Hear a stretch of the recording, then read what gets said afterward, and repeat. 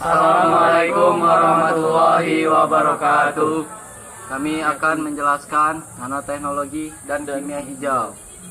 Sekian dari kami, terima kasih. Silakan menyaksikan, guys. Assalamualaikum warahmatullahi wabarakatuh. Saya akan menjelaskan tentang kimia hijau. Kimia hijau adalah pendekatan kimia yang bertujuan untuk mengurangi dampak negatif industri kimia terhadap lingkungan melalui penggunaan proses yang ramah lingkungan dan bahan-bahan yang lebih aman. Apa saja contohnya, Kak? Jadi contohnya adalah penggunaan katalis yang ramah lingkungan. Katalis yang ramah lingkungan seperti katalis padat dibuat dari bahan-bahan yang lebih aman dan dapat didaur ulang. Pengurangan bahan kimia berbahaya. Salah satu tujuan kimia hijau adalah mengurangi penggunaan bahan kimia berbahaya. Contohnya adalah penggunaan bahan pengganti yang lebih aman, seperti air oksigen, air dan karbon dioksida. Penggunaan bahan-bahan terbarukan. Penggunaan bahan-bahan terbarukan seperti minyak nabati dan bioetanol merupakan salah satu aspek penting dari kimia hijau. Pengembangan proses yang efisien dan ramah lingkungan. Proses produksi yang ramah lingkungan, seperti pengurangan limbah dan emisi gas rumah kaca, merupakan contoh penting dari aplikasi kimia hijau. Penggunaan bahan kimia daur ulang. Bahan kimia daur ulang adalah bahan kimia yang menghasilkan dari proses daur ulang. Penggunaannya dapat mengurangi dampak lingkungan dari produksi bahan kimia baru. Dalam keseluruhan, kimia hijau bertujuan untuk meminimalkan dampak negatif industri kimia dan lingkungan dan mendorong penggunaan bahan-bahan yang lebih aman dan ramah lingkungan. Saya akan menjelaskan tentang nanoteknologi. Nanoteknologi adalah ilmu dan teknologi yang berkaitan dengan manipulasi materi dalam skala nanometer sekitar 1 hingga 100 nanometer, yang merupakan ukuran yang sangat kecil dan hanya beberapa kali lebih besar dari ukuran atom. Nanoteknologi melibatkan studi, desain, produksi, karakterisasi, dan aplikasi dari bahan, struktur, dan sistem yang mempunyai sifat unik pada skala nanometer. Contohnya apa saja, Kak? Contohnya ada nanopartikel.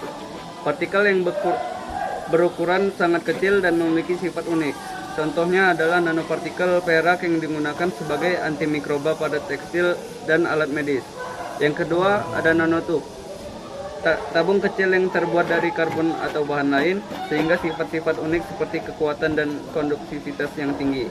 Contohnya adalah nanotub karbon yang digunakan dalam bidang elektronik dan material. Yang ketiga ada nanoelektronika. Elektronika yang menggunakan bahan-bahan nanometer untuk membuat perangkat elektronik yang lebih kecil dan lebih cepat. Contohnya adalah memori flash yang menggunakan transistor nanometer untuk menyimpan data. Yang kelima ada nanobiomedis. Aplikasi nanoteknologi dalam bidang biomedis termasuk pengobatan penyakit, diagnosis, dan pengiriman obat. Contohnya adalah nanopartikel obat yang digunakan untuk menyampaikan obat ke sel yang spesifik dalam tubuh. Yang terakhir ada nanomaterial, bahan-bahan yang terdiri dari struktur nanometer dan memiliki sifat yang unik seperti kekuatan, konduktivitas, dan reaktivitas yang tinggi. Contohnya adalah grafena, bahan nanostruktur karbon yang memiliki sifat konduktivitas dan kekuatan yang luar biasa. Saya akan menyebutkan 3 contoh penerapan kimia hijau dalam kehidupan sehari-hari. 1. Dalam hubungannya dengan keamanan pangan.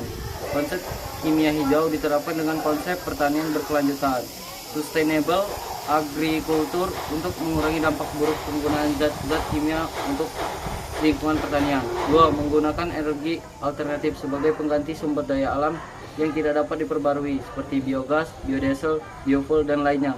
3. Menerapkan 3R dalam penggunaan energi, yaitu reuse, menggunakan kembali, recycle, daur ulang, dan reduce, mengurangi. Saya akan memberikan contoh nanoteknologi dalam kehidupan sehari-hari.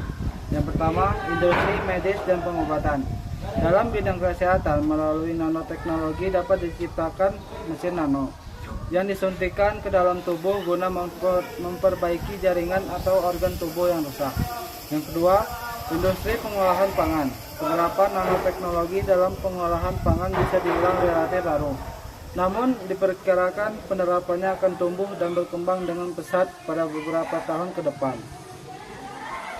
Nah,